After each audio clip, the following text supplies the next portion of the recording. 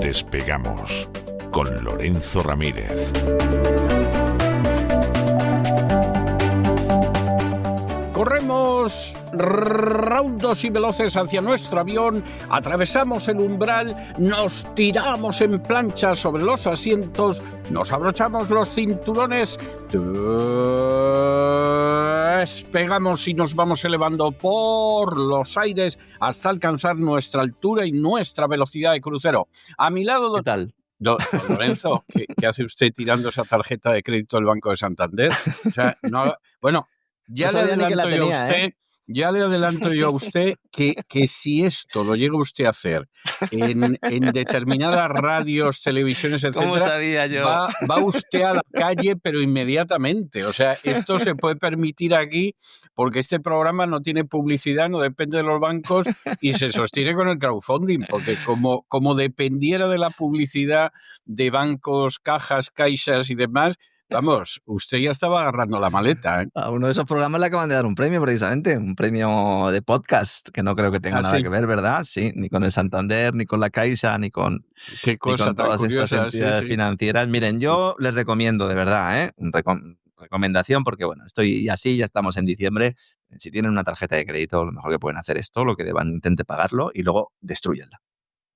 Destrúyanla. O si quieren mantener por alguna emergencia, porque no puedan llegar a fin de mes y puedan esperar que haya una emergencia, pero una emergencia de verdad, no como las que a veces me dice mi hijo, papá, esto es una emergencia. No es una emergencia. Excepto en eso, destrúyanla, no utilicen tarjetas de crédito. Es la subyugación absoluta y a muchos les ha llevado a la ruina. Vamos a hablar, sobre todo al final del programa, un poco de qué pasa con Banco Santander y las tarjetas de crédito, pero que podemos también hacer extensivo casi al resto de entidades financieras. Ya he estado esta mañana aquí en casa poniendo mi nacimiento, poniendo el Belén. Es la vez que más pronto arranco, César, 4 de diciembre. ¿Y sabe usted por qué? Porque he visto el Belén este de Bruselas, el Belén que han montado en Bruselas. Es un suicidio cultural. ¿Usted había visto alguna vez un Belén en el cual las figuras no tengan cara? Sí, lo he visto, sí. Lo que pasa que de manera muy rara, o sea, como todos los ayuntamientos montan el Belén, cuando yo era niño todos los Belenes eran sobre poco más o menos iguales, más grandes, más pequeños. Claro, sí, claro, ahí sota caballo y rey, don César. Exactamente, o sea, el niño, los padres, claro. El buey y la mula, luego y luego pues a lo mejor el castillo de Herodes, los pastorcillos, el río, el ángel, tal, bien. Exacto, pero bueno, más o menos pues ya se sabía lo que era un Belén desde que en su día, en plena Edad Media, se inventó el primero Francisco de Asís, o sea que... Pues fue Francisco de Asís el primero que se inventó. Francisco de Asís fue el inventor del Belén, sí. Y entonces, pues es de esas cosas que, bueno, pues ya se sabe lo que hay, lo que te vas a encontrar, y entonces los había más grandes, los había más pequeños. Por ejemplo, el Belén que había cerca del metro de Nueva Numancia, pues era más pequeño que, por ejemplo, el de la Plaza Mayor en Madrid. Claro. Pero eran así. Bueno, cuando esto empezó a ser algo interesante para que cada alcalde hiciera el ridículo como quería, empezaron a aparecer los belenes sin cara. Sin cara, son inclusivos. Es que son belenes inclusivos, porque claro, no tener cara no excluyes a nadie, pero dices, oiga, vamos a ver, si ahí está claro, es decir, José, María y Jesús. Luego ya en el resto podemos innovar todo lo que quieran, y los Reyes Magos son los que son, es decir, ahí no puedes innovar mucho. ¿Cómo que un belén inclusivo? Esto pues ha saltado en algunos medios de comunicación, está viendo algunos tweets, algunos mensajes en redes sociales que hacían referencia a ese Belén en Bruselas, que bueno, ya hace mucho tiempo que practicó el suicidio cultural, y además, he pensado, si es que no hace falta irse muy lejos. Mire, Comunidad de Madrid. Estas cosas le gustan mucho a la gente porque para que vean que las cosas pasan y que las cosas suceden. Comunidad de Madrid. Yo vivo en la Comunidad de Madrid, no en Madrid, sino en un sitio, una ciudad del norte de Madrid. Bien. Sí. Ciudad del norte de Madrid. Bien. Colegio de mi hijo. Mensaje a los padres. Vuelve el Belén del cole. Queremos pedir vuestra colaboración para hacer el Belén del cole un año más. Y queremos además hacerlo especial. Como sabéis, el colegio cumple una serie de años y queremos celebrar todo esto con un Belén inolvidable. Este año hemos decidido hacer un guiño a David el Gnomo, que cumple los mismos años. Así que la temática elegida para el Belén es un viaje mágico por el mundo de los gnomos.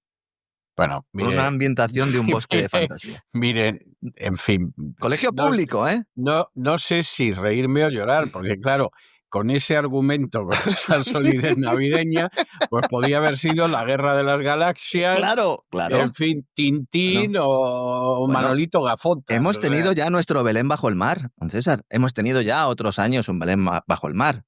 Otro año estuve haciendo iglús una tarde entera con mi hijo, porque era un Belén en Groenlandia, ¿no? Pues esto es lo que hay. Es decir, al final nos vamos cargando poco a poco las cosas. Luego, claro, alguno pues se lanza el grito al cielo cuando García Paje dice que no hay vacaciones de Navidad ni hay vacaciones de Semana Santa, sino descanso el primer trimestre y descanso el segundo trimestre. Bueno, el tema es cargarse todo lo que huele a Cristo, sea o no sea creado por la Iglesia, ¿no? Bueno, ¿quién ha montado el Belén hoy? Sobre todo, en las últimas horas, Ursula von der Leyen. Ursula está desatada, está absolutamente desatada. Antes tenía cierto apoyo de algunos países, ahora prácticamente no, pero le da igual. A ella le da igual, ella hace lo que le da la gana. Que para eso la han puesto. Y ella dirá, mira, a mí me han puesto aquí, a mí me dijeron que en un momento dado iba a ser secretaria general de la OTAN, que a lo mejor en el futuro lo soy. Yo me llevaba muy bien con Biden, ahora con Trump, desde que nos hemos bajado los pantalones europeos, también me llevo relativamente bien. Hay que darle el dinero a los fondos de inversión norteamericanos con la excusa de darle el dinero a Kiev, y lo voy a hacer. ¿Que Bélgica no quiere? Me da igual. ¿Que hay que llevar la votación? Me da igual. Así que ha presentado un plan mediante el cual la Comisión Europea, de golpe y porrazo la propia Comisión, dice que va a proporcionar a Bélgica, que es donde están los activos congelados rusos famosos que se quieren emplear como colateral para pedir el préstamo de reparación, de todo esto ya hemos hablado, la Comisión Europea dice que va a proporcionar a Bélgica estas garantías para desbloquear el préstamo. Y Bélgica ha dicho, bueno, ¿y cuáles son estas medidas que vas a adoptar? Y Ursula von der Leyen no quiere decir cuáles. Dice, ya lo verán ustedes en el futuro. Ya lo llevaré a la votación el 18 de diciembre. Porque mientras tanto va a ir presionando a los gobiernos europeos para que llamen al belga y le digan, oye, ya estás abriendo tú ahí la caja, ya estás abriendo Euroclear, que es donde están estos activos. El préstamo de reparaciones, que es el plan A de von der Leyen, es como lo han llamado, ¿de acuerdo? Ya hemos comentado aquí en muchas ocasiones que no se va a reparar nada, que es un dinero para devolver sobre todo las inversiones con intereses que han realizado fondos de inversión de Estados Unidos comprando deuda pública ucraniana y también obteniendo algunos contratos para la reconstrucción, que al final es obra pública de infraestructuras que va a estar dirigida por Estados Unidos. La idea es, Ucrania necesita 135.000 millones de euros. La cifra que ha ido bailando es necesita 135.000 millones de euros para los próximos 2 años. Europa tiene que poner 90.000. Y el resto, otros aliados occidentales. ¿Cuáles? No sabemos, porque Estados Unidos ya ha dicho que no. Entonces, ¿qué otros aliados van a poner? Van a poner, no sé, Arabia Saudí, ¿van a poner? Sí. Bueno, es que a lo mejor pone, ¿eh? Emiratos Árabes Unidos está financiando proyectos de este tipo. ¿Vamos a tener a los árabes metiendo dinero en Ucrania a través de la Unión Europea? Porque claro, todo el mundo sabe que son grandes democracias. Entonces, el plan... Yo no creo que sea imposible eso. No, yo estoy prácticamente convencido. Yo cuento con ello, ¿eh? Sí, está financiando, ya lo comentamos, están financiando Emiratos, están financiando proyectos ahora mismo en Europa. Entonces, la idea es, claro, que por lo que los belgas se han negado. Dice, no, le damos el dinero y luego Kiev lo devuelve cuando Moscú compense los daños causados por la guerra de agresión. Dice, oiga, pare un momento. Pues entonces claro, no lo va a devolver en la vida, vamos. Claro. ¿Cuándo usted es historiador, don César? ¿Cuándo un vencedor ha pagado los daños de guerra al vencido? Jamás. ¿Nunca? Jamás, pero vamos, ¿Nunca? es que es algo, pero delirante, ¿no?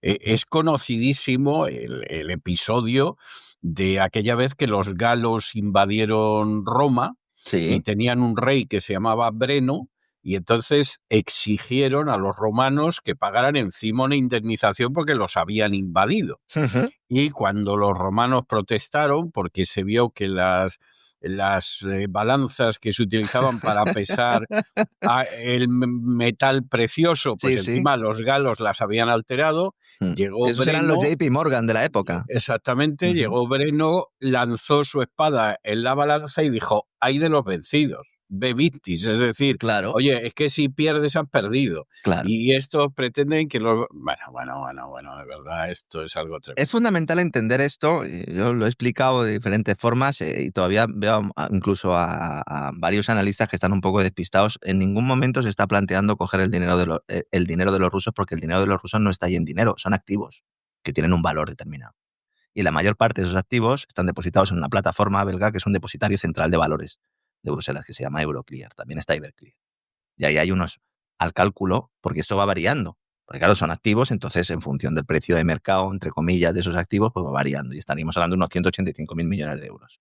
Entonces primero fue Úrsula al Banco Central Europeo y le dijo, oye, tú me das a mí el dinero y ponemos de garantía estos activos. Y entonces le dijo Lagarde, que además ha vuelto a insistir en ello en rueda de prensa, y dice, pues es que eso no es nuestro. Ni es nuestro, ni es vuestro, ni... No, si queréis, lo que podemos hacer es, entre todos, nos comprometemos cada país a responder por una parte del préstamo. Y eso es lo que no quieren hacer ni de broma. Entonces, ¿qué ha hecho von der Leyen? Ha dicho, yo presento mi plan A y si no sale el plan A, os obligo al plan B. ¿Cuál es el plan B? Que la Unión Europea realice pues, un préstamo conjunto, como hizo durante la pandemia, con una emisión de 45.000 millones de euros solo para el año que viene. Es decir, como van a ser 90.000 en 2 años, de momento nosotros nos aseguramos 45.000. Y entonces Bélgica le ha dicho, estupendo, pues emite eurobonos. Emites eurobonos y dejas intactos los activos rusos y además evitas cualquier escollo legal. Problema que muchos de los Estados miembros no quieren poner su parte de esos 45.000 millones de euros. Y si emite eurobonos la Unión Europea, saldrá von der Leyen y dirá, como no me habéis dejado, no, sois unos insolidarios y no habéis permitido, no habéis querido participar en este rescate de los pobrecitos ucranianos, vamos a emitir eurobonos para dárselos a los fondos de inversión de Estados Unidos. Es tremendo. Claro, cuando uno lee algunas crónicas sobre esto, se dice, claro, para realizar esta emisión, este emprestito, aquí sí que sería obligatorio la unanimidad. Y varios países se oponen. No solo Hungría, como dicen algunos. No es solo Hungría. Hay otros muchos países que se oponen. Aún así, insisto, Úrsula sigue adelante. Este es un mecanismo profundamente totalitario. O sea, ya no es que la propia Comisión Europea tome decisiones al margen de los pueblos, etcétera, etcétera, que eso ya no lo sabemos. No, es que a pesar de que los propios Estados miembros están diciendo por ahí no vayas, Úrsula, Úrsula va. ¿Por qué? Porque no está trabajando para intereses europeos. Nunca ha trabajado para intereses europeos. Ni para intereses alemanes, ni siquiera para sus propios intereses personales. Efectivamente, ni siquiera para los alemanes. Claro. Ella ha trabajado para quien trabaja, que se sabe desde hace muchos años, y si en Alemania existiera una justicia independiente, que no existe, la señora von der Bruggen llevaría en la cárcel años. Y sin embargo, pues es quien es ahora mismo. De hecho, hablando precisamente de los intereses alemanes, si hay un país al que le haya perjudicado notablemente, ya no solo la voladura de Nord Stream, sino esa intención, esa decisión, que además lo han comentado ustedes en el boletín hoy, de desconectarse completamente del gas ruso, precisamente a quien perjudica notablemente, además de Hungría y Eslovaquia, que no tienen otra opción, es Alemania. Entonces, cuando sale Úrsula en el marco del Repower EU, porque cada uno de estos planes tiene su propia marca, este es el reenchufarse. Dicen, no, es desenchufarse. Es un unplug EU, Úrsula. Esto es el unplug, como en los conciertos de la MTV, que te desenchufas. Bueno, al principio eran conciertos acústicos, al final allí pues, se llevaban un montón de cosas que se enchufaban, pero bueno, no dejaban de ser versiones acústicas. Usted recuerda, ¿verdad? Aquellos famosos conciertos no sé si siguen haciendo. A mí es que me gustaba mucho el grunge y había muchos de los grupos que me gustaban que los veían. Se dedicaban a eso, sí. Sí, los veían en aquellos, los Pearl Jam y compañía. Bueno, apunte aparte. Sale Úrsula y dice, acabamos de lograr la independencia energética de Europa. Dice, pero vamos a ver. Independientemente, tú eres independiente energético cuando tú produces lo que consumes, ¿no? Vamos, hasta aquí, si no eres dependiente de un tercero. Dices, no, ahora somos independientes. Pero diga, si usted ahora le tiene que comprar el gas a Estados Unidos, a Argelia, a Nigeria y a Qatar, fundamentalmente.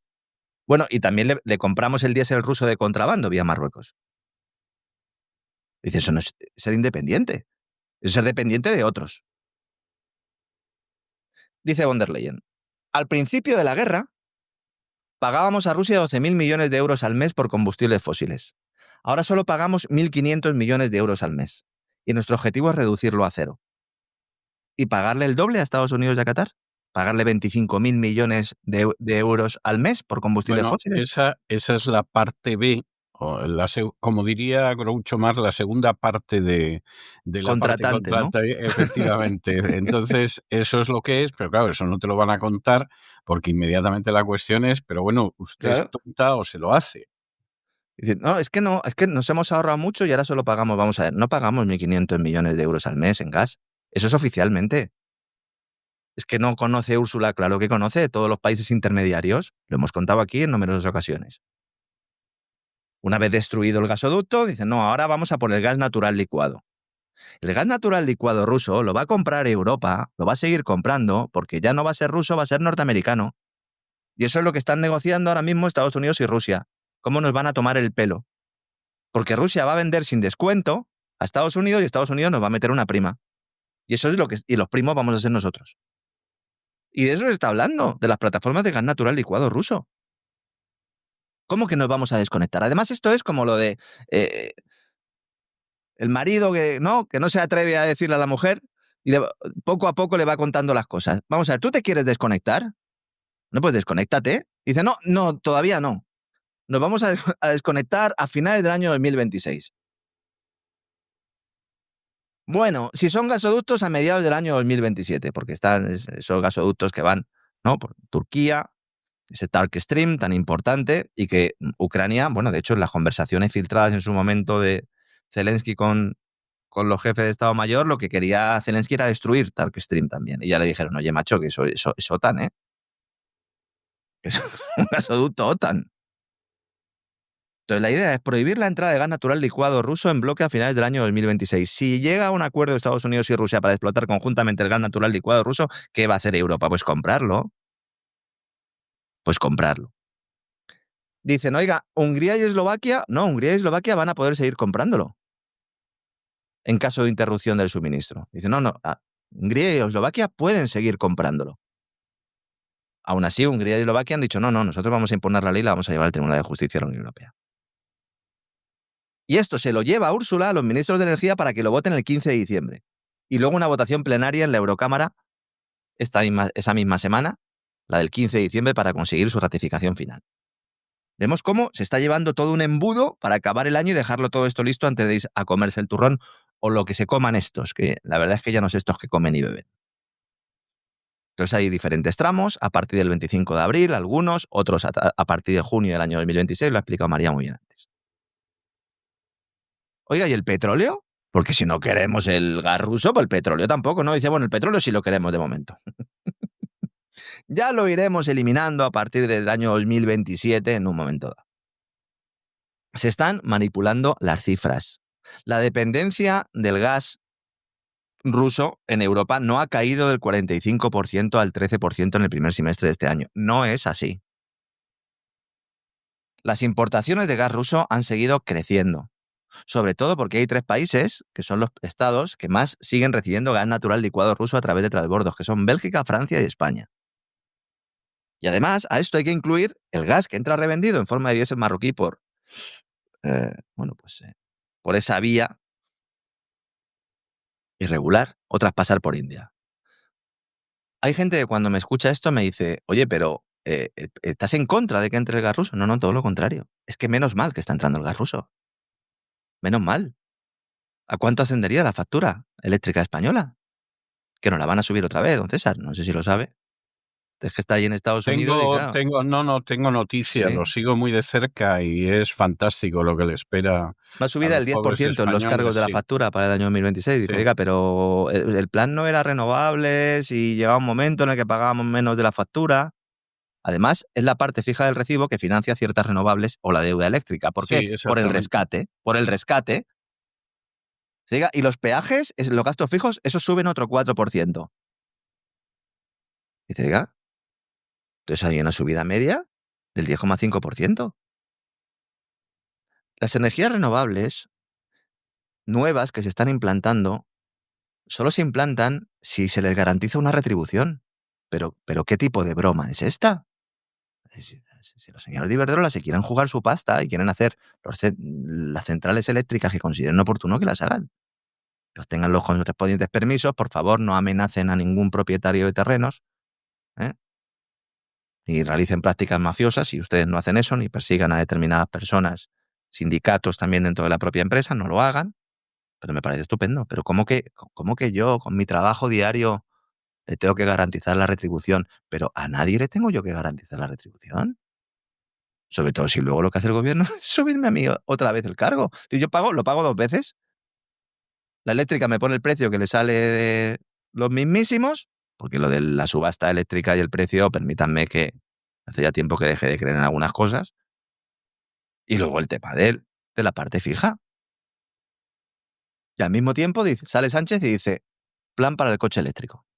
Es decir, el mismo día que el Ministerio de Transición Ecológica de la señora Sara Agesen, la pupila de Teresa Rivera, esta es otra que tendría que estar procesada, anuncia o saca a consulta pública la propuesta de orden que sube los cargos de la factura de la luz, aparece Sánchez y dice, vamos a por el coche eléctrico. España, ha dicho, elige estar a la vanguardia. Él es España. Esto es como Puyol, es totalitarismo. España elige, no, tú. Tú eres el que lo elige, no España. ¿Qué España? Ahora resulta que Sánchez es España. ¿Se ha fijado usted, don César, que últimamente dice mucho más España que antes? Sí, porque, en fin. Sí. España elige estar a la vanguardia de la electrificación del automóvil. Con el plan auto que hoy presentamos, el gobierno apoya la oferta y la demanda para que se encuentren en un nuevo punto de equilibrio. El coche eléctrico, económico y español. Y un pimiento. Está muy bien eso, muy bien. Y español, me ha gustado sobre todo eso. Queda muy bien, ¿eh? Queda muy bien. Que tiene una aromilla Manolo Escobar. Mire usted por dónde. Un poco franquista también, ¿no? En un momento dado, ¿no? Sí, en un momento dado suena eso, sí.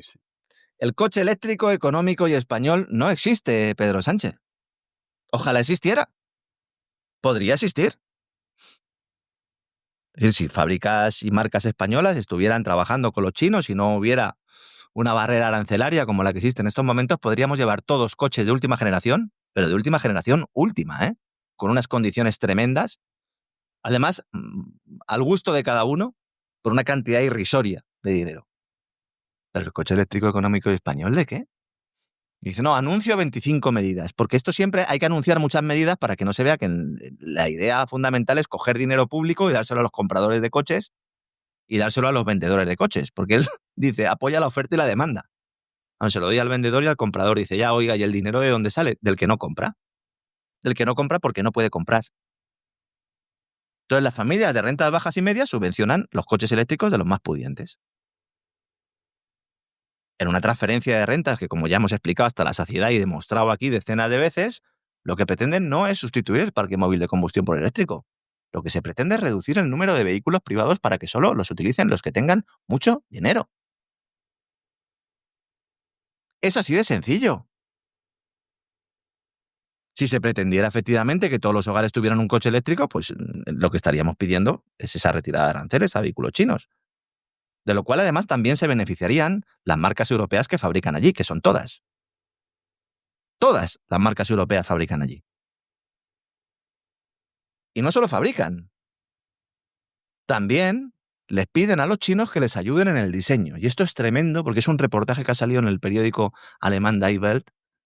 Es alucinante. Es decir, Alemania, el país que en su día fue el gran faro del auge industrial de la Unión Europea, le está rogando a China que diseñe sus coches. Está comprando gasolina estadounidense 4 veces más cara. Está viendo cómo sus propias empresas insignia abandonan el barco.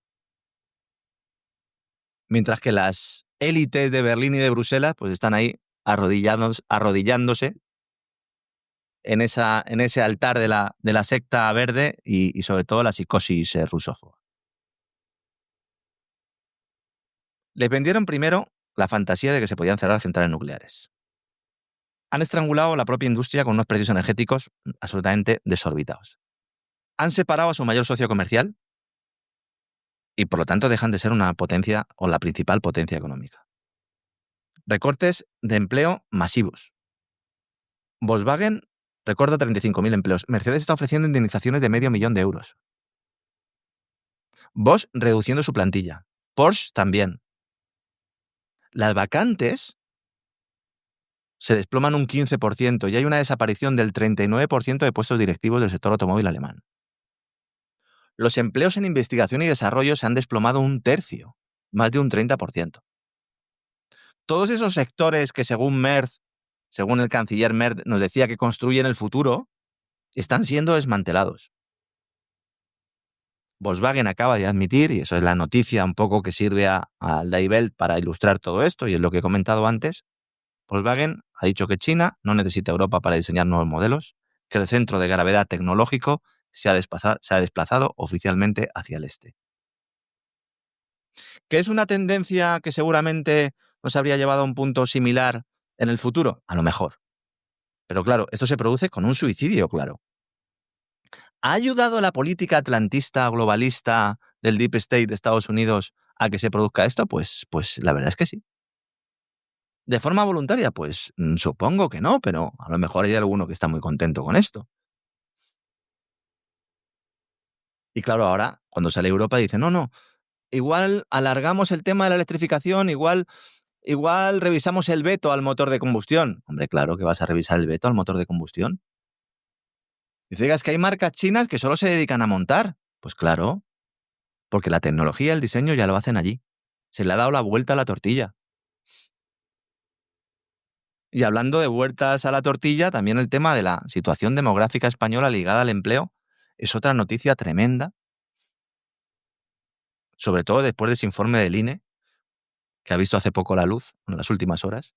En 2024 en España hay 700.000 extranjeros más y 195.000 españoles menos. Bueno, pues saque cada cual sus consecuencias. Si además tenemos en cuenta que de aquí a las próximas elecciones hay cerca de 2,5 millones de personas nuevas que van a tener nacionalidad española, pues, en fin, esto... hay quien piensa que va a ganar las elecciones Feijóo de calle, ¿eh? Será la calle de la amargura, vamos, me imagino.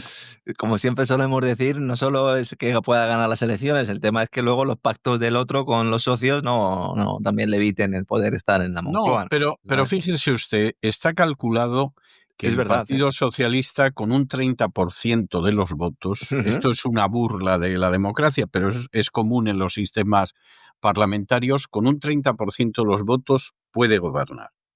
Ahora mismo tiene en torno al 27-28%. O sea, podría no gobernar.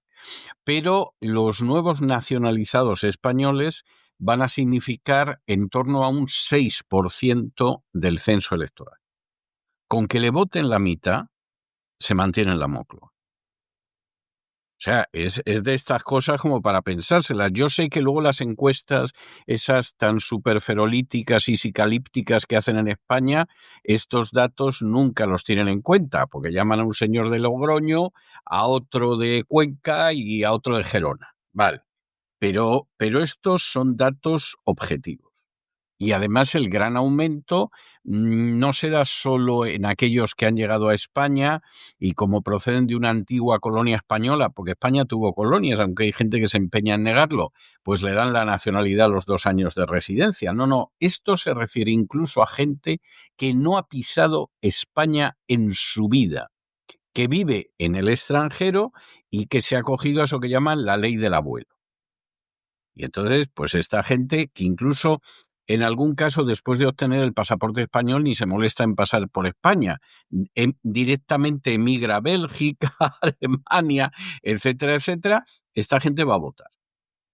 Y entonces, bueno, pues cada cual luego que se atenga a las consecuencias. Los habitantes de origen extranjero en estos momentos están prácticamente en 10 millones y, bueno, pues son el 20% de la población. Pues con 2,5 millones más, que es la línea en estos momentos, va a ver usted lo que nos vamos a divertir. Si cogemos los números netos, ¿cómo se hace esto? Es decir, los que salen, los que entran, el 70% proceden del continente americano, casi todos ellos al sur del Río Grande, colombianos y venezolanos, los que más, seguido de peruanos, argentinos y cubanos. Luego, casi el 20% africanos, de los cuales el 60% de ellos marroquíes. Y luego el 7,8% asiáticos, pakistaníes, seguidos de chinos, y luego solo un 1,9% procedieron de otros países europeos. Y cuando se lanza esa idea siempre que hay un debate sobre la inmigración, se dice, bueno, es que no se tienen en cuenta los inmigrantes que vienen de otros países europeos. Es que son muy pocos. Son muy pocos. Hay una cuestión aquí que siempre me ha llamado mucho la atención. Es decir, si tienes más de 4 millones de parados reales en el último trimestre, que alguno se ha dado cuenta en las últimas horas de que se están manipulando las cifras de desempleo, enhorabuena, señores, les aplaudo. Llevamos algunos 15 años diciendo que se están manipulando estas cifras. Bien. Si tú tienes más de 4 millones de parados, si tienes una tasa de paro que incluso manipulada es de las más altas del mundo desarrollado, ¿cómo puedes estar recibiendo esta cantidad de inmigrantes? Pues uno, porque les estás ofreciendo unas ciertas condiciones en términos de nacionalidad, porque vienen a hacer un trabajo, lo digo y a alguno le moleste, me da igual, porque es como es, que los españoles no quieren hacer, sobre todo los que vienen del continente americano, y luego otros, buena parte de ellos marroquíes, que lo que vienen es pues a la paguita, al asunto, etcétera, etcétera. Entonces, en este contexto, lo que tendría que hacer España es estar saliendo los españoles a buscar empleo fuera, y está pasando. Y cada vez hay menos hijos españoles, y está pasando. Pero en cambio vienen inmigrantes. En noviembre acaban de salir los datos en el mercado laboral. España ha perdido 14.000 empleos netos, sobre todo en hostelería. Desde febrero del año 2020 hay casi 34.000 empresas menos. Hay 14.000 trabajadores todavía en ERTE. Que están creciendo los trabajadores en ERTE, que esto tendría que haber desaparecido prácticamente. Y lo de Marruecos, bueno, hoy hemos tenido la cumbre, la reunión. Cumbre hispano-marroquí, sin rueda de prensa. Lo único que ha dicho Pedro Sánchez, han firmado una declaración conjunta, firmada por España y Marruecos, al término de la 13ª reunión de alto nivel, en la que se indica además que el presidente del gobierno Sánchez ha reiterado la posición de España sobre la cuestión del Sáhara Occidental. España satisfecha con la resolución de la ONU que ve el plan de autonomía marroquí como base de negociación, es decir, entregar absolutamente ya la cuchara. Nos han estado diciendo durante... Ya, vamos a ver, absolutamente ya, desde un punto de vista formal. Formal, eso es. Porque desde un punto de vista de facto, ya lo entregó el gobierno de Franco en el año 75. Ah, bueno, claro, sí, evidentemente, esto es así. Pero luego con un gobierno de Franco, en fin, porque claro, como además lo de Franco en España ya raya con la patología social, es decir, hay gente que considera que era poco menos que la Virgen María con uniforme de capitán general y gente que por el contrario considera que bueno, que era una especie de hidra surgida del infierno, o sea, una versión galaica de Hitler o algo así. Las dos versiones son falsas absolutamente. Bueno, pues en medio de toda esa historia hay que recordar que a quien envía Franco a negociar con Hassan II cuando amenaza con invadir el Sáhara es a un ministro que era el que le llevaba las inversiones en España a Hassan II. Es que hay cosas, a lo mejor Franco no lo sabía. Yo siempre le doy el beneficio de la duda de que lo mismo el dictador no sabía que su ministro era el que le llevaba los asuntos de inversiones a Hassan II. Pero vamos, no me diga usted a mí que vamos, es como si tú en un momento determinado te carga de publicidad la Caixa, a buenas horas en tu programa vas a atacar a la Caixa. Sí, exactamente es eso. Diga, pero ¿por qué no ha habido rueda de prensa? Pues precisamente por eso, para que no se le preguntara por todo esto.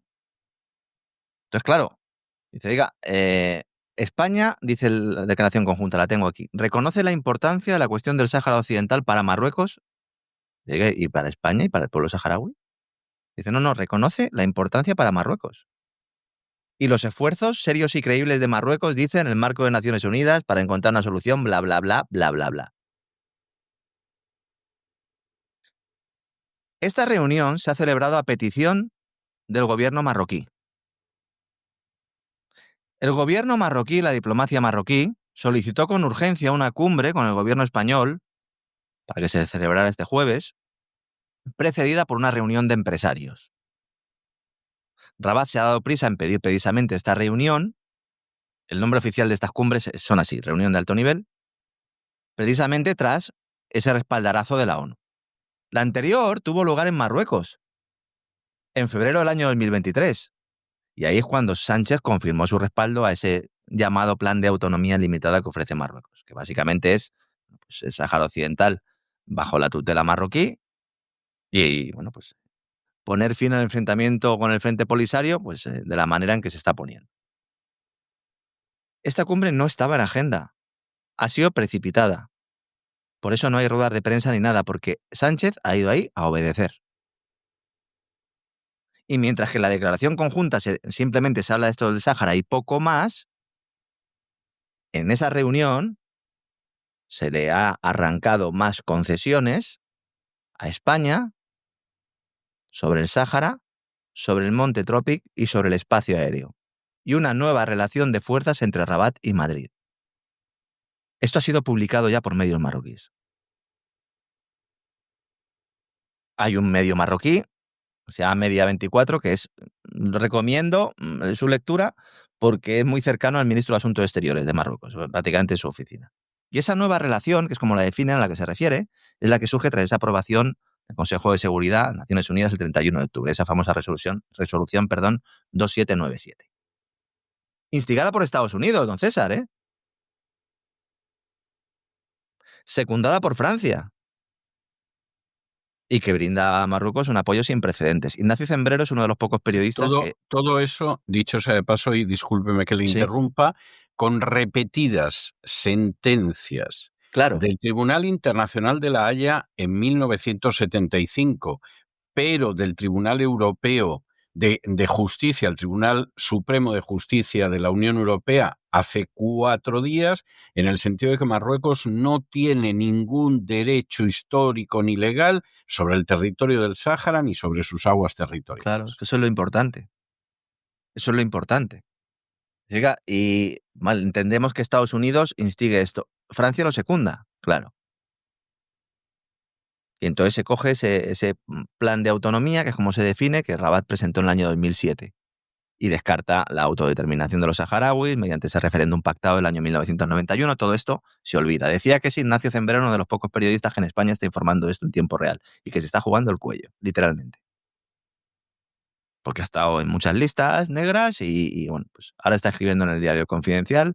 Confidencial sabrá por qué está muy interesado en ir sacando todo esto, pero en todo caso, Ignacio es un tipo que insisto, se ha jugado el cuello.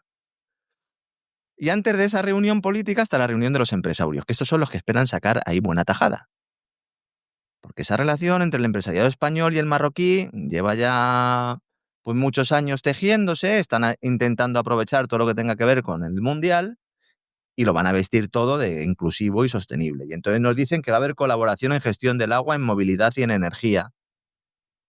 Y va a ir a Patronal, Garamendi, COE, y recibe a estos señores. Y Garamendi encantado de conocerse, diciendo que claro que hay que fortalecer la alianza de las empresas españolas. No, claro. Sí. Ha dicho que tenemos el deber de aprovecharnos, ha dicho.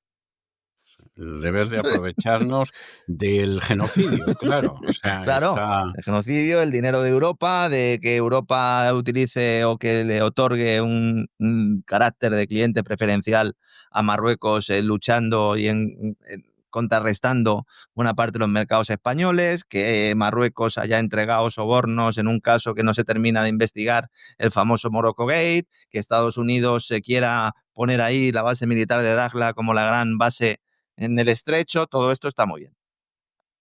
Hay que aprovecharse. Muy bien, Garamendi. El deber de aprovechar. Y dice, no nos tenemos que quedar aquí.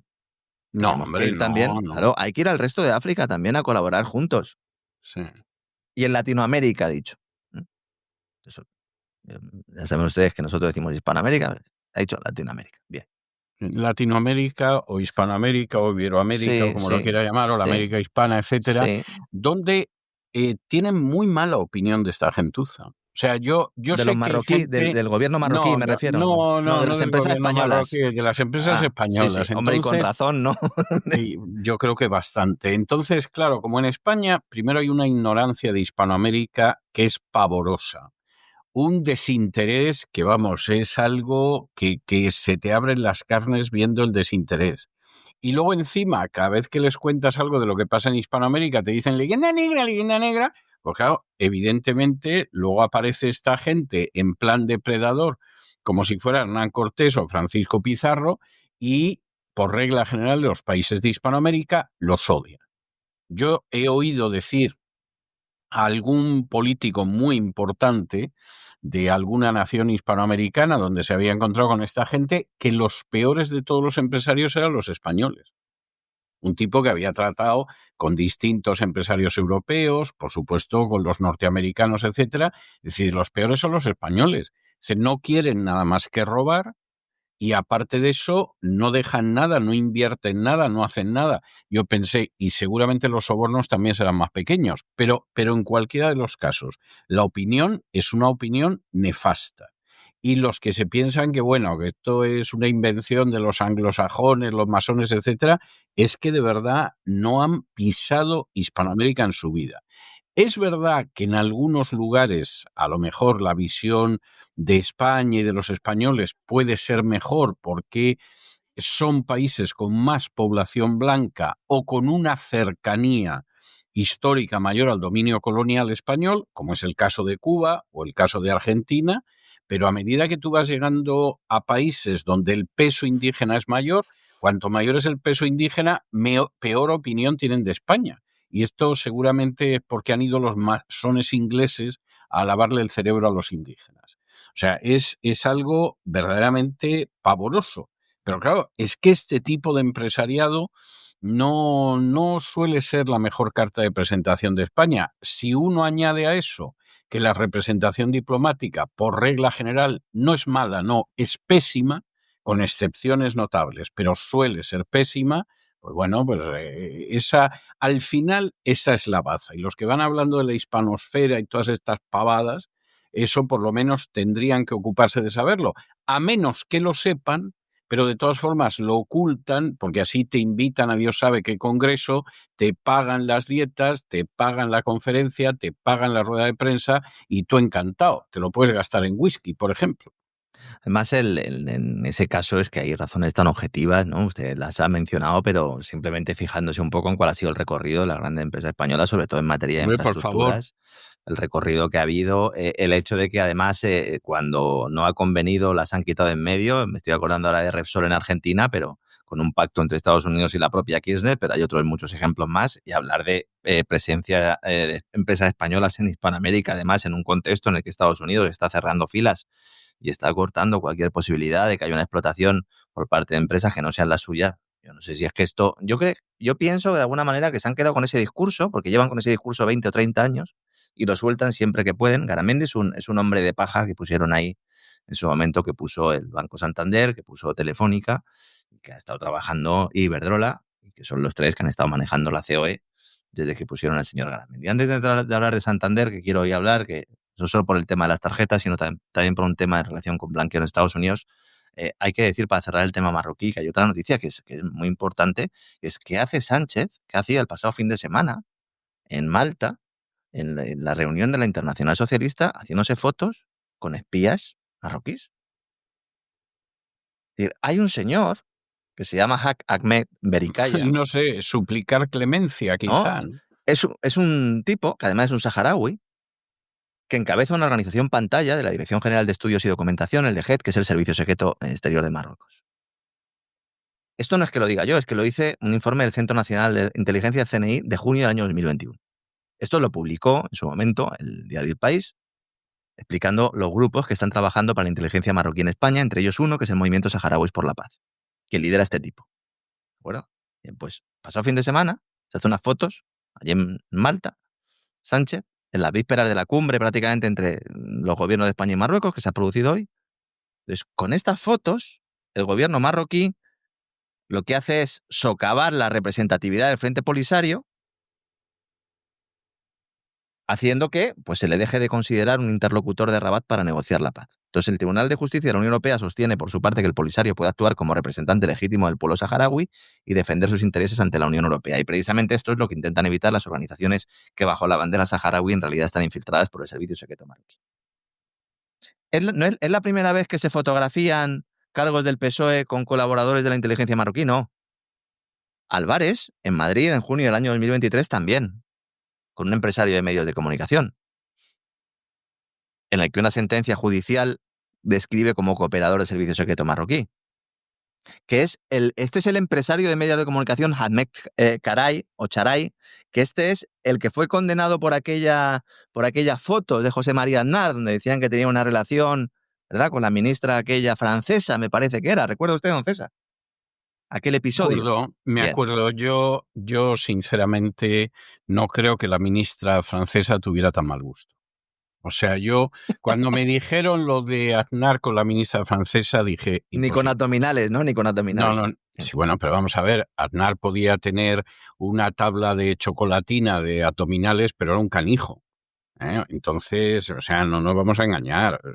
Vamos a ver, yo no sé quién le aconsejó a Aznar castigarse el cuerpo como se lo castigaba, que efectivamente se lo castigaba, y él presumía de que corría mucho todas las mañanas, hacía abdominales y jugaba al golf mejor que Raúl del Pozo, que y al pádel también, ¿no? Y que según él jugaba muy mal. Pero eso a Aznar no le mejoraba, porque como era más bien chiquitín, bueno, sigue siendo muy chiquitín. El otro día le vi en una foto con Federico y casi estaba a la misma altura, pues realmente como era tan chiquitín, ese tipo de gimnasia pues todavía lo hacía más pequeño. O sea, parecía que se había convertido ya en un portátil, ¿no? Entonces, no lo sé, a lo mejor...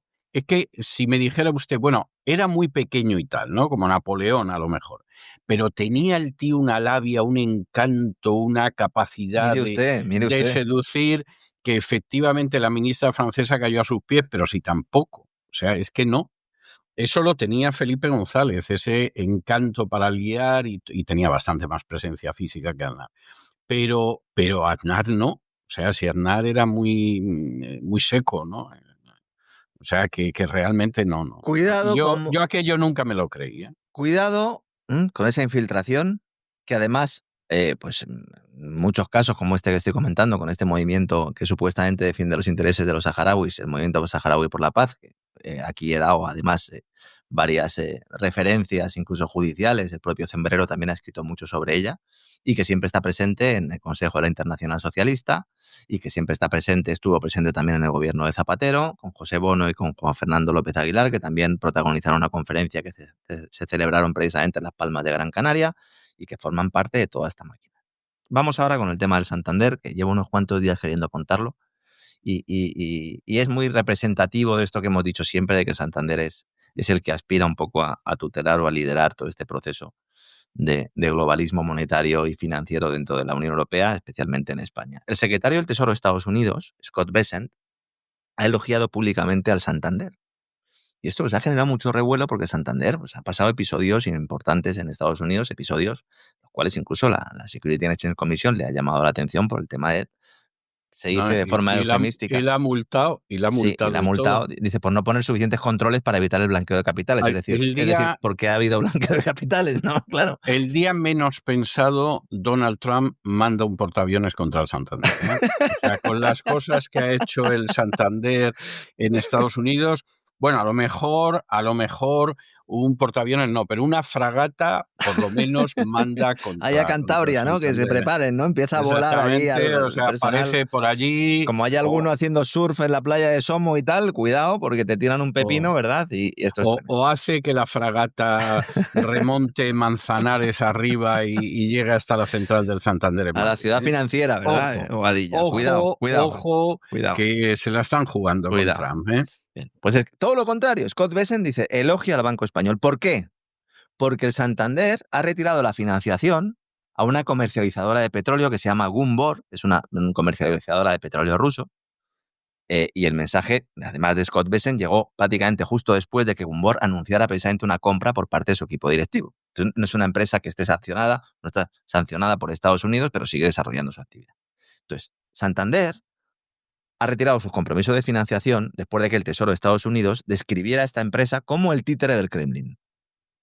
Publicaron en redes sociales diciendo que el grupo Gunvor era una empresa títere del Kremlin. Y entonces rápidamente el banco de Ana Botín dice, bueno, pues a esto se les retira la financiación. Estados Unidos no dio más detalles sobre la publicación. Dijeron los señores de Gunvor, dicen, nosotros títere del Kremlin, bueno, que especifiquen ustedes algo más. Se quedó en el tema del mensaje. Y esto fue en respuesta al plan de esta empresa de Gunvor de comprar los activos internacionales de la petrolera rusa Lukoil, que sí está sancionada por Estados Unidos en la última lista. Entonces dijo Estados Unidos que esto lo iba a bloquear y que no iba a permitir que esta operación se llevara a cabo, y entonces Gunvor renunció a la compra de Lukoil. Es decir, todos hicieron su papel, ¿no? Todos. Entonces, bien. Entonces Santander dice, no, yo le retiro la financiación. Entonces, claro, el resto de bancos que están financiando a Gunvor se quedaron diciendo, bueno, ¿y esta qué sabe que nosotros no sabemos? Y además dijeron, oiga, ¿y por qué le retiras la financiación? Es un movimiento precipitado, esto es muy español. No sé que me salpique, no, yo salgo de aquí. Sí, mire, creo que lo ha definido usted de manera insuperable. Es muy español. Sí, es muy español. Es muy español. De repente, un día llegas al trabajo y ves que sale un compañero tuyo con una caja de cartón en las manos que le han metido un montón de cosas y dices, ahí vaya, Servando, ¿por qué lo echan? Bueno, pues porque parece ser que Servando tiene relación con X. Sí. ¿Y eso qué quiere decir? No, es que X aquí pues va... Fuera. Pero bueno, ¿no? Y por eso echáis a Servando. Bueno, porque ya se sabe. Bien. Es muy español. Muy español. Dice, oiga, pero ¿y qué bancos están financiando a Gunvor? Bueno, hay más de 50 bancos que están financiando a esta empresa. Y algunos son el Deutsche Bank, el Commerzbank, bancos japoneses, de Emiratos Árabes Unidos y el Citigroup, un banco norteamericano. No, pero sí es así, Que se han quedado diciendo, bueno, pero ¿es que a ti te ha dicho alguien que hay que retirarle la financiación a estos? ¿Has recibido una llamada a Casablanca? No, yo vi el tuit ese que pusieron. Pero vamos a ver. En las redes sociales. O sea, Ana P. aquí ha estado rápida porque efectivamente ella quiere seguir ahí pues como su padre hasta que se muera. O sea, que efectivamente yo comprendo la rapidez de actuación, todo eso yo lo entiendo. Pero esto es muy español y esto funciona además en todas las áreas. O sea, esto es lo que hace que, por ejemplo, los medios de comunicación en España ni siquiera tengas que decirles de lo que no pueden hablar. O sea, ni siquiera se lo tengas que decir. Porque esos medios españoles ya dicen mata a Centeno, que está hablando de la Caixa y estamos renovando la publicidad para el año que viene. O sea, es que ni se lo tienes que decir. Ellos están atentos porque saben que de eso depende su supervivencia económica. Claro, esto es terrible porque como en algún momento corra la voz de que hay que apuñalar a alguien, son los primeros que empiezan a afilar. Claro, sales a la calle y lo apuñalas y dices, oye, pero si todavía no lo habíamos decidido. Dice, no, yo es que he oído que... para un momento, claro. Efectivamente. A ver, hay una explicación también aparte de este concepto que hemos expuesto aquí, y es que Santander tiene miedo porque tiene que rendir cuentas ante el supervisor norteamericano y, bueno, pues ha admitido que tiene ya cuentas bloqueadas en Reino Unido, en Bélgica, en Brasil, de clientes precisamente que están en listas de Estados Unidos, listas de terroristas. También ha sido multado en Reino Unido por fallos en el control del banqueo de capitales. Pero es que este tipo de casos, y es muy lamentable, pero es así, lo han protagonizado todos los grandes bancos occidentales. O sea, no solo el Santander. Pero en este caso, bueno, pues hemos visto esa operación. Y liga esto, lo que comentábamos al principio, que justo ahora mismo es la época más noviembre que diciembre, donde los bancos pues lanzan sus operativos, sus campañas para los planes de pensiones. Ya hemos hablado mucho de ello. De hecho, tenemos un programa hace ya muchos años que dedicamos monográfico a explicar en qué consiste el timo de los planes de pensiones. Pero ahora lo van a focalizar todo, supongo que de cara a la campaña navideña, en impulsar el uso de tarjetas de crédito. Es decir, en endeudar más al personal. Entonces, Santander ha rediseñado completamente su estrategia en pagos para impulsar el uso de tarjetas de crédito, que a ellos es lo que les da fundamentalmente comisiones. Alguno dirá, bueno, pero ¿esto cómo se hace? Porque claro, si tú al final haces que la gente se endeude, les entregas tarjetas de crédito, les cobras comisiones, va a llegar un momento en el que esa gente no te va a devolver el dinero. Ya, es que esos préstamos son los que luego se titulizan y se venden a terceros. Y al final el dinero no se lo debes a Santander, se lo debes a un señor o una empresa de cobros que está como el cobrador del frac en el mejor de los casos y con una escopeta esperándote en el portal en el peor de los casos. Entonces, cuando yo leo, además, son notas de prensa que se publican en los medios como si incluso firmadas por periodistas, oigan, no firmen esto, por favor, que es una nota de prensa. Como si fuera algo positivo desplegar una estrategia común para fomentar el uso de las tarjetas de crédito, me pongo enfermo. ¿Cómo que fomentar el uso? Si lo que hay que hacer es convencer a la gente de que no utilice tarjetas de crédito. Claro, ellos, evidentemente, lo que quieren es todo lo contrario. Pero que hay un problema grave en las familias Y aprovechar un momento en el que muchas familias no llegan a final de mes para lanzar un plan de este tipo es completamente... No, es que es diabólico. Yo lo siento mucho, pero es diabólico. Ya no estoy entrando en el tema de si es usura o no un determinado tipo de interés, que en el caso de las tarjetas de crédito lo es. Pero no anuncien esto encima a bombo y platillo. No lo anuncien. Porque es absolutamente insultante. Y por eso he querido hoy comentarlo. Santander Premia se llama el plan. Anda, qué bien. Santander qué Premia. bien, Dice, no, tú toma la tarjeta, a ver qué quieres. ¿Una tele? ¿De qué tamaño? ¿Quieres un ordenador? ¿De qué tamaño?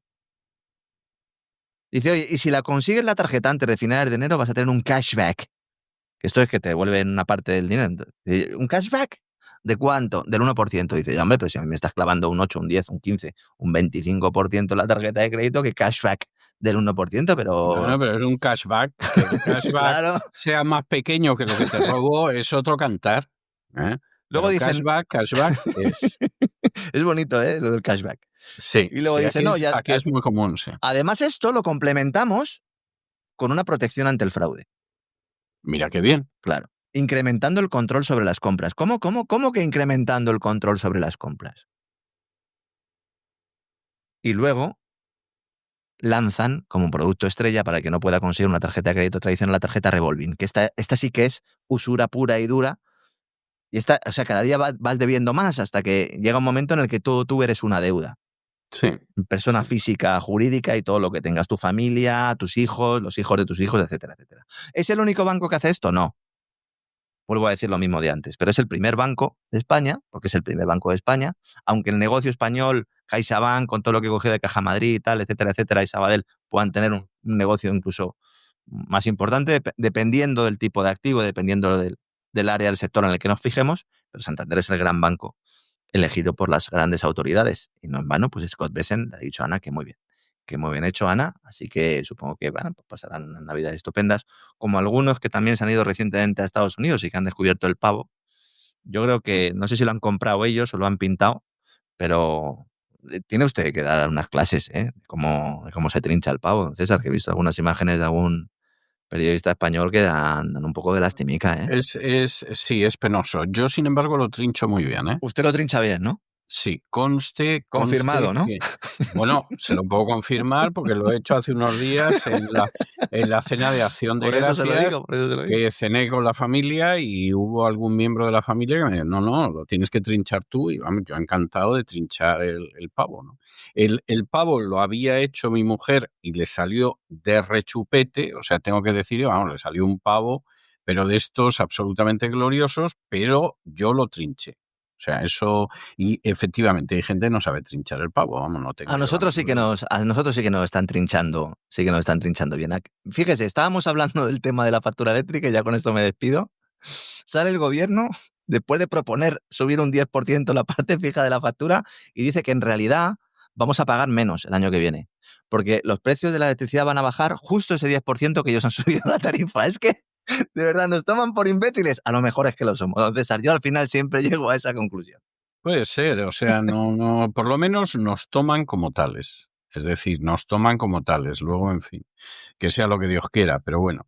Bueno, don Lorenzo, como siempre está usted sensacional. Parece mentira lo que nos vamos acercando a las Navidades y está usted como si hubiéramos empezado en el mes de septiembre. O sea, me reservo, porque si me viera usted justo antes de empezar el programa, estoy ahí alicaído y tal, y es como que me conectaran y luego me vuelvo a apagar. A ver si voy a ser yo también un robot. A ver si voy a tener yo algo de inteligencia artificial. No lo creo. Yo sinceramente no lo creo. O sea, y además me parece... Bueno, me voy a poner a hacer a David el Nomo, que claro, a mí no me queda claro, David el Nomo, qué papel va a tener en el Belén, porque hay que hacer un guiño a David el Nomo. Hay que poner trolls también, esto lo tengo que preguntar. Ahora cuando vaya a buscar a los niños al cole voy a preguntar a la directora. Yo tampoco lo sé, o sea, sinceramente... Y los druidas estarían contentos, ¿no? De un sustituto así, ¿no? Cambiar a Jesucristo por David el Nomo. Sí, me parece alucinante. A mí me parece una monstruosidad, o sea, no se lo quiero negar, me parece una barbaridad lo de David el Nomo. Vuelve el Belén del cole, don César, vuelve el Belén del cole. Bueno, y me parece Me parece algo auténticamente tremendo. Por cierto, dígame, ya que estamos hablando, y antes de que se vaya, ya que ha tirado usted la tarjeta del Banco de Santander por darle una compensación. Sí. A ver. Hay un periodista de investigación británico que se llama Paul Holden, como William Holden, pero Paul, que acaba de publicar un libro más que notable que se llama The Fraud, el fraude, y que habla de cómo el señor Starmer, aparte de acabar de destruir lo poco de decente que quedaba dentro del Partido Laborista inglés, está instaurando un régimen de censura que, no es que vaya por la derecha o a por los patriotas, no, va a por todo bicho viviente que se mueva. O sea, y el libro es un libro extenso, hay que tener mucho interés. Usted ya lo tiene en sus manos. Estoy con él. Sabe que usted, que es autor en una web que se llama Declassified UK, que cuenta muchas cosas, y de hecho en alguna ocasión hemos mencionado alguna de sus informaciones con esa implantación del Estado totalitario y ese control biométrico también, aprovechando el tema migratorio. Y estoy ahora buscándolo y voy a comprarlo ahora mismo porque claro que me interesa muchísimo. Sí. Pues este es muy buen libro, de The Fraud, y realmente es devastador ya de entrada con ver cómo el Partido Laborista lo han corrompido desde dentro hasta no dejar nada prácticamente de lo que era el Partido Laborista, hacia el cual en algunos periodos de su historia yo personalmente tengo una estima muy profunda. Yo creo que los laboristas han tenido periodos históricos en que hicieron cosas muy buenas, pero realmente muy buenas. No le voy a decir, como algún amigo mío, que el mejor primer ministro que ha habido en Inglaterra era Clement Attlee y los años inmediatamente posteriores a la Segunda Guerra Mundial, aunque a veces me siento tentado, también se lo digo, pero yo creo que los laboristas han tenido periodos históricos muy notables, verdaderamente muy notables. Bueno, aquí no solamente cuenta como el Partido Laborista lo han laminado totalmente hasta convertirlo en algo absolutamente oligárquico, globalista y lo peor de lo peor.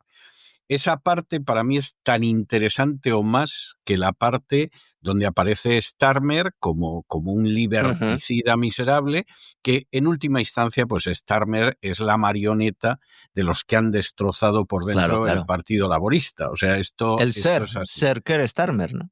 Exactamente, el que se dedicó a tapar los crímenes sexuales de musulmanes cuando él era fiscal general del Estado. Entonces, y ahora dice que hay que implantar un control biométrico de los mismos. Está muy bien.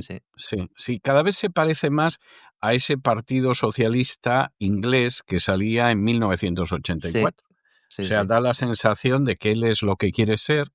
El INSOC, ¿verdad? El INSOC, efectivamente. Y realmente el libro es un muy buen libro, pero insisto, la parte de Starmer verdaderamente no tiene desperdicio. La parte de Starmer es impresionante, pero también le digo que es que la parte que hay sobre la corrupción, sobre cómo se liquida al Partido Laborista, es verdaderamente tremenda. Verdaderamente tremenda.